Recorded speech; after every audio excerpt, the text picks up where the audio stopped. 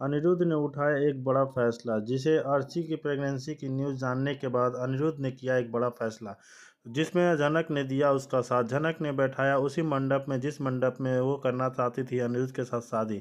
अपने मंडप में ही उसने बैठा दिया अर्शी को और करा दी अनिरुद्ध के साथ शादी। जी हाँ दोस्तों, हम बात कर रहे हैं स्टार प्लस के शो झनक की। तो दोस्तों, आगे बढ़ने से पहले अगर आप इस चैनल पर नए हैं तो इसे सब्सक्राइब कर दीजिए, साथ ही बेल आइकन दबाना ना भूलें। जिससे वीडियो अच्छा लगे तो इसे लाइक जरूर कीजिएगा, शेयर जरूर कीजिए। चलिए आगे बढ़ते हैं दोस्तों। यहाँ अर्शी अपनी माँ के साथ बातें कर रही है। अब वो सृष्टि मुखर्जी कहती है, अब यह सारी बातें बिल्कुल नहीं करनी है। अब सब ठीक हो गया ना, सारी परेशानियां खत्म हो चुकी हैं। अब ना तुम्हारी नई जिंदगी शुरू हो रही है, उसका स्वागत करो और आगे से सिर्फ अपने होने वाले बच्चे के बारे में सोचना। अर्शी की प्रेगनेंसी का सच जानने के बाद अनिरुद्ध ने लिया बड़ा फैसला। जी हाँ दोस्तों, सीरियल झनक में बहुत बड़ा हंगामा होने वाला है, क्योंकि दोस्तों जब अनिरुद्ध को पता चल जाता है कि अर्शी उसके बच्चे की मां बनने वाली है, जब अनिरुद्ध को बहुत बड़ा झटका लगता है। लेकिन अनिरुद्ध को समझ आ जाता है कि वह अब झनक के एक नहीं हो सकते पाएंगे, क्योंकि अब उसकी ज़रूरत झनक से ज़्यादा अर्शी को है, क्योंकि अर्शी अपने बच्चे को अकेले नहीं पाल सकती और अर्शी को अनिरुद्ध के साथ ही ज़रूरत है। इसलिए दोस्तों, अनिरुद्ध अब अपना बड़ा फैसला वापस लेने वाला है कि वह झनक से शादी नहीं कर पाएगा। और जब पूरे परिवार को इस बारे में पता चलता है कि अर्शी उनके परिवार को वारिस देने वाली है, तब वो सभी लोग बहुत ज़्यादा खुश हो जाते हैं और अनिरुद्ध को भी समझाते हैं हुए नजर आने वाले हैं कि अब वह तुम्हें अर्शी को घर वापस लेकर आ जाना चाहिए। इसके बाद अनिरुद्ध झनक की परवाह किए बिना सीधे अर्शी के घर चला जाता है और अर्शी से माफ़ी मांगने वाला है कि मैंने तुम्हारे साथ बहुत गलत किया है। उसके बाद अर्शी अनिरुद्ध के साथ आने के से इनकार कर देती है, लेकिन दोस्तों वहीं पर सृष्टि भी होती है।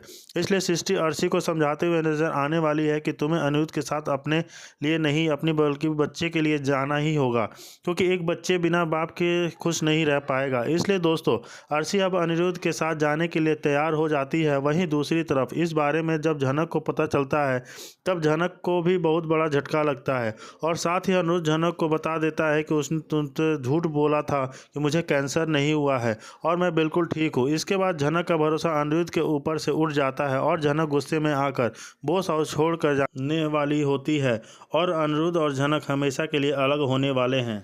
तब तक सीरियल झनक में अनिरुद्ध का संगीत शुरू हो चुका है। यहाँ पर आप देख सकते हैं कि किस तरह से झनक और अनिरुद्ध के संगीत की तैयारियां शुरू हो चुकी है, जहाँ पर आदित्य कपूर की भी एंट्री होने वाली है और आदित्य कपूर भी झनक और अनिरुद्ध के संगीत में पहुँचने वाला है, क्योंकि दोस्तों आदित्य कपूर भी चाहता है कि झनक से अनिरुद्ध शादी कर ले ताकि झनक की ज़िंदगी बच जाए, वरना झनक के दुश्मन झनक को मजान से मार देंगे।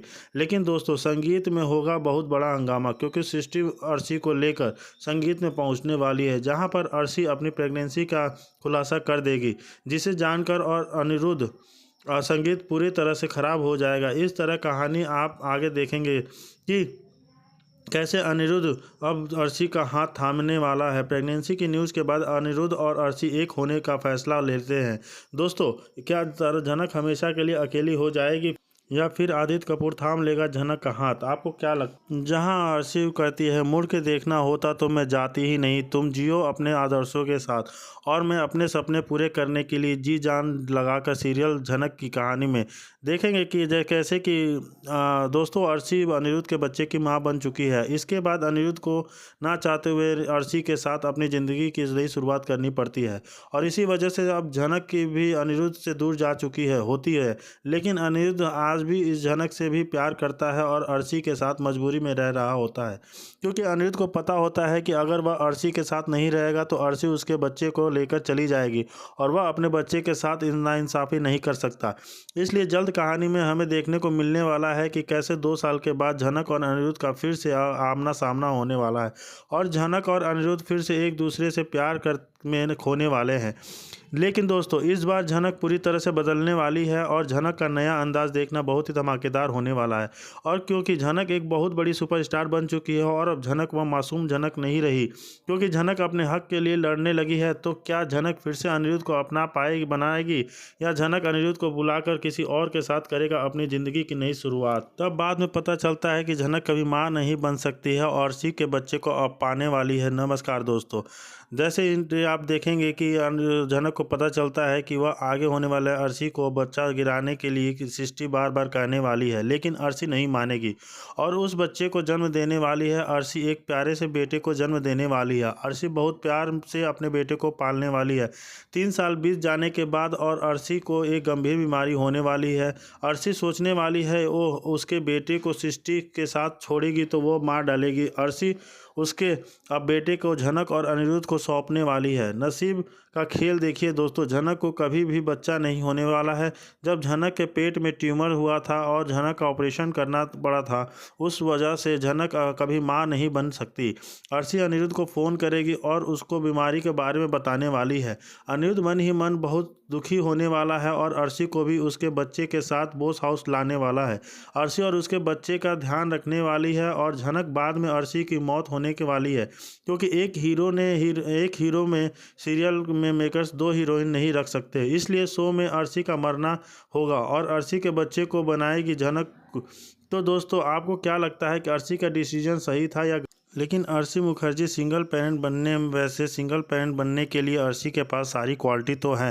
अब उसके पास जैसा पैसा है, इज्जत है, दौलत है और शोहरत है, काफ़ी ज़्यादा सक्सेसफुल है और तो वह अपने बच्चे को बहुत आसानी से आराम से पाल सकती है। वह अपनी माँ के सामने इस बात की ख्वाहिश भी रखती है, लेकिन उसकी माँ बिल्कुल भी यह चीज़ टॉलरेट करने वाली नहीं है।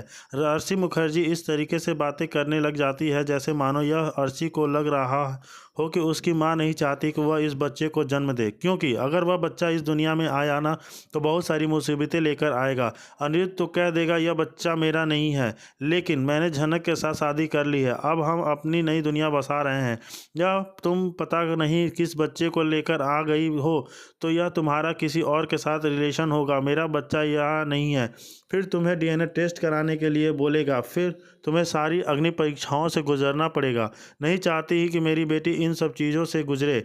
अनिरुद्ध को ऐसा बिल्कुल भी नहीं करने दूंगी। तो दोस्तों, यहाँ पे सृष्टि मुखर्जी अपनी माँ से पूछती है, अगर आप नहीं चाहती यह सब कुछ हो तो क्यों आप चाहती हैं कि यह बच्चा गिरा दूं? क्योंकि यहाँ पे जब से प्रेगनेंसी की बात उसी उठी है, सृष्टि मुखर्जी बिल्कुल भी खुश नहीं है। वो चाहती है कि इस बच्चे इस दुनिया में ना आए। जी हाँ, वो चाहती है बच्चा इस दुनिया में ना आए, क्योंकि अगर यह बच्चा आएगा तो उसकी बेटी की ज़िंदगी बर्बाद हो जाएगी। सब लोग उसे ताने दे कर मार देंगे। सब लोग उस बच्चे के यह पूछेंगे कि तुम्हारे बाप कौन है। मेरी बेटी इस सवाल का जवाब देते देते थक जाएगी, उसकी पूरी ज़िंदगी बर्बाद हो जाएगी। अर्शी तो अभी नादान है, उसे कुछ चीज़ समझ में नहीं आती, लेकिन मैंने यह सभी चीज़ें एक्सपीरियंस की है। मुझे पता है क्या होगा आगे चलकर, यानी इस बच्चे का फ्यूचर बिल्कुल भी नहीं होने वाला है, क्योंकि जिस बच्चे का पिता किसी और के साथ भाग जाए, किसी और के साथ शादी रचा ले, उस बच्चे की ज़िंदगी क्या होती है मैं अच्छे से समझा सकती हूँ। दोस्तों, यहाँ पे सृष्टि मुखर्जी यह सारी बातें इसलिए समझा सकती है क्योंकि उसने झनक के साथ ऐसा ही किया।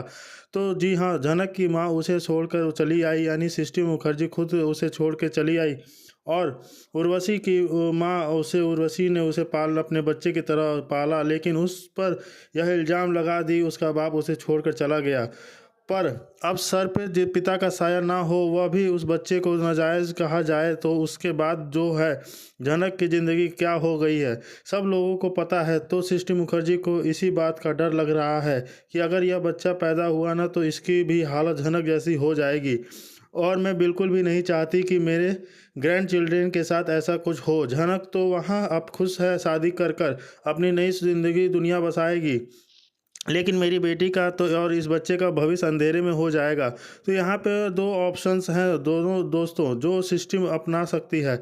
या तो वह कहेगी उस अर्शी मुखर्जी को कि इस बच्चे को जन्म ना दो, यानी अपना अबॉर्शन करा लो, क्योंकि अगर यह बच्चा दुनिया में ही नहीं आएगा तो सारी की सारी प्रॉब्लम्स अपने आप ख़त्म हो जाएंगी। दूसरा ऑप्शन यह कि इस बच्चे को अनिरुद्ध को गले में बांधे, यानी इस बच्चे का इस्तेमाल कर इस बच्चे का यूज़ करके वह अनिरुद्ध और झनक की ज़िंदगी को बर्बाद कर दे। क्योंकि अगर अर्शी मुखर्जी अनिरुद्ध को अपने बच्चे के बारे में बताएगी तो अनिरुद्ध झनक खुद ये शादी नहीं करेंगे जिसका बच्चा होने वाला है। और वो झनक तो वैसे भी महानता की देवी है, वह शादी करने से के लिए रेडी भी हो चुकी है अनिरुद्ध के साथ, लेकिन फिर भी अनिरुद्ध को कहती है कि आप अर्शी दीदी से कनेक्शन बना के रखिए। अपने अर्शी दीदी को भले ही अब उनके घर पर छोड़ दिया है, लेकिन आप मुझे वादा कीजिए कि आप उनसे बात करते रहेंगे, आप अपने उनके टच में रहेंगे। अब दोस्तों यह बात कोई नहीं जानता कि उसके पति किसी और के साथ बातें करे और साथ टच में रहे, लेकिन यहाँ पे जनक मैडम तो बहुत महान है ना, उन्होंने महानता की देवी बनने का बहुत ज़्यादा शौक है। तो वो अपने होने वाले पति अनिरुद्ध को यही सलाह दे रही है कि वो, रही बात अनिरुद्ध की, तो अनिरुद्ध तो पहले से ही दो नावों पर सवार होने की चाहत है। उसे अर्शी के लिए बुरा भी लगता है कि उसे अर्शी के साथ ऐसा नहीं करना चाहिए था, अर्शी के साथ नहीं करना चाहिए था।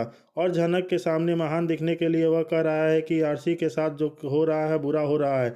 और जनक यहाँ पर बातों में हाँ मिलाए जाते हुए कहती है, अगर आपको लगता है कि अर्शी दीदी के साथ बुरा हो रहा है तो अभी भी वक्त है, अभी भी वक्त है, अपना लीजिए, फैसला बदल दीजिए, क्योंकि अर्शी दीदी को वापस इस घर में ले आइए। लेकिन अनिरुद्ध उस बात को स्वीकार नहीं कर सकता, यानी वह जनक से यह कहता है कि मानो कि अर्शी के साथ गलत हो रहा है, तुम्हारे से प्यार करता हूँ ना, करता हूँ, तुम मुझसे प्यार करता हूँ और तुम्ही से शादी करूँगा। लेवल जनक भी अनिरुद्ध की बातों में इन्फ्लुएंस हो जाता है, क्योंकि उसके मन में तो यह बात है न कि अनिरुद्ध बीमार है, उसकी आखिरी इच्छा है कि वह मुझसे शादी कर ले। तो जैसे तैसे जनक को अपने पास रखा है, लेकिन दोस्तों कब तक कि, जी हाँ, सबसे बड़ा सवाल है कब तक।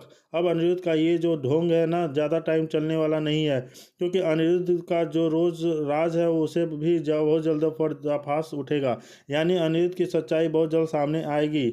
यह कंफर्म हो जाता है कि अर्शी मुखर्जी प्रेग्नेंट है, तो क्या उसे इस बच्चे को जन्म देना चाहिए? बच्चे के जन्म के बाद सिंगल मदर उसे बनना चाहिए, या आप यह चाहते हैं इस बच्चे के साथ उसे अनिरुद्ध को सौंप देना चाहिए, यानी अपने बच्चे को लेकर उसे अनिरुद्ध के पास साथ आगे बढ़ जाना चाहिए? आखिर क्या करने वाली है अर्शी मुखर्जी अपने बच्चे के साथ, यह देखना काफ़ी दिलचस्प होगा।